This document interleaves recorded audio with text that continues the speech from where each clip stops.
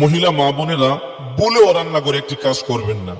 যদি এই কাজটি করেন আপনাদের সংসারে কোনোদিন উন্নতি হবে না, শুধু অবনতি হবে। সংসারে কোনোদিন টাকা পয়সার মধ্যে বরকত পাবেন না। আজকে অনেক পরিবার আছে যে পরিবারে অনেক টাকা ইনকাম করা হয়, স্বামী কামায় মাসে 50,000, স্ত্রী কামায় 40-50,000, কিন্তু মাস শেষে টাকা খুঁজে পাওয়া যায় না। কথা ঠিক না বেঠিক? টাকা ইনকাম করে ঠিকই, কিন্তু টাকার মধ্যে বরকত নাই। একটাই কারণ, ওই ঘরে সুন্নত নাই, নবীজির সুন্নতের আমল নাই। কথা ঠিক না বেঠিক? যদি ওই ঘরে সুন্নত থাকতো এর মধ্যে বরকত থাকতো। যে কাজে সুন্নত মোতাবেক করা হয় না, যে কাজে নবীজির সুন্নত নাই, ওই কাজে শয়তান শরীক হয়ে যায়, আর শয়তান যখন শরীক হয় ওই কাজে বরকত থাকে না। আর যেখানে বরকত নাই আপনি সেটা খুঁজেও পাবেন না। কথা ঠিক না বেঠিক? আমাদের দেশের মা বোনেরা, কিছু কিছু মা বোনেরা আছে অযথা গুনার মধ্যে লিপ্ত হয়। কথা ঠিক না বেঠিক? বিভিন্ন গল্প গুজবের মধ্যে গুনাহ করে। আমি আপনাদেরকে বলি, যখন আপনারা রান্না বান্না করেন, অনেক সময় পার করেন, অযথা গল্প গুজব করবেন না। রান্না বান্নার সময় গান শুনবেন না। আপনি যদি অযথা গল্প গুজব করেন, গান শোনেন, সুন্নত মোতাবেক রান্না বান্না না করেন, তাহলে তো আপনার সংসারে বরকত হবেই না। কথা ঠিক না বেঠিক? কিছু আমল শিখেন।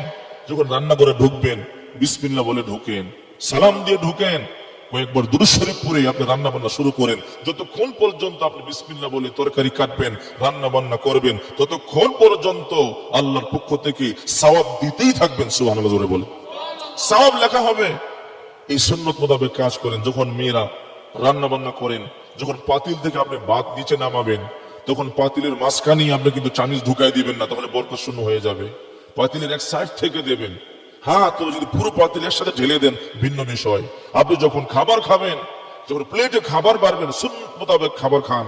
আপনি প্রথমেই মাঝখানে হাত দিয়ে দিবেন না। মাঝখানে যদি হাত দিয়ে দেন তাহলে বরকত শূন্য হয়ে যাবে। বিশ্বনবী বলেন, ইয়াকুলু মিন জাওয়ানিহা ওয়ালা তাকুলু মিন ওয়াসতিহা ইন্নাল বারাকাতা তানজুলু ফি ওয়াসতিহা। তোমরা যতক্ষণ পর্যন্ত খাবার খাও, খাবারের মাঝখানে আল্লাহর তরফ থেকে বরকত নাজিল হতেই থাকে। সুবহানাল্লাহ বলেন। এই সুন্নত মোতাবেক কাজ করেন, মাঝখানে চামিচ ঢুকাই দিবেন না। তো আপনার সুন্নত নাই, বরকত কি করে হবে? সংসার উন্নতি কি করে হবে? টাকা একদিকে ইনকাম করেন, অন্যদিকে চলে যায়, একটাই কারণ, সুন্নত নাই। কথা ঠিক না বেঠিক? একজন মহিলা ছিল, খুব পরহেজগারিনী, আল্লাহওয়ালা, সব কাজে বিসমিল্লাহ বলতো। তো স্বামীটা ভালো ছিল না, মদখোর ছিল, স্বামীটা খুব খারাপ ছিল, জালেম ছিল। তো মহিলা প্রত্যেক কাজে বিসমিল্লাহ বলে বরকতের জন্য, আর যখন বিসমিল্লাহ বলে প্রত্যেক কাজে বরকত হয়। তো স্বামী একদিন চিন্তা করলো, দেখি তো তোমার বরকত ছুটাই দেবো, বিসমিল্লাহ কি পেয়েছো। একদিন পরীক্ষা করবার জন্য, স্ত্রীকে বেজ্জতি করবার জন্য, ওই নাফরমান স্বামী, মদখোর স্বামী এসে স্ত্রীর হাতে একটা থলি দিলেন। কি যেন থলির মধ্যে বললেন, বিবি এটা রাখো। তো মেয়েটা বিসমিল্লাহ বলে এক জায়গায় রাখলেন, স্বামী ফলো করলেন কোন জায়গায় রেখেছে। যখন স্ত্রী এখান থেকে চলে গেলেন, সেই থলিটা নিয়ে কূপের মধ্যে ফেলে দিল, এমন জায়গায় যেন ওখান থেকে কেউ উঠাতে না পারে, অন্ধ কূপ, পরিত্যাজ্য কূপে। তখন পরের দিন এসে বললো, ও বিবি আমার সেই থলিটা দাও। তো মহিলা দেখলেনও না, যেখানে রাখলেন সেই বান্ডর মধ্যে বিসমিল্লাহ বলে হাত দিলেন। হাত দেওয়ার সাথে সাথে যেই থলিটা স্বামী দিয়েছিল, ঠিক সেই থলিটা পাইছে। সুবহানাল্লাহ জোরে বল।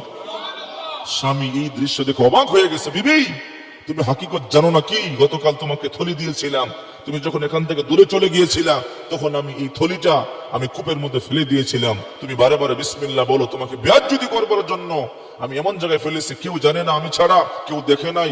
আজকে তুমি বিসমিল্লাহ বলে হাত দিয়েছো, ওখান থেকে উঠাইয়া কে দিয়েছে? আমার বিশ্বাস হয়েছে একমাত্র আল্লাহ। ঠিক কি না? এই জন্য বেশি বেশি বিসমিল্লাহ বলবেন। মহিলা মা বোনেরা, আল্লাহ পাকের শ্রেষ্ঠ সম্পদ পুরুষের জন্য।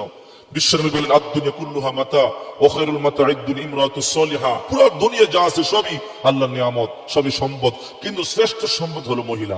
এই মহিলাদের কারণে সংসার সুখের হয় রমণীর গুণে, আর কিছু সংসার ধ্বংস হয় রমণীর কারণে। কথা ঠিক না বেঠিক?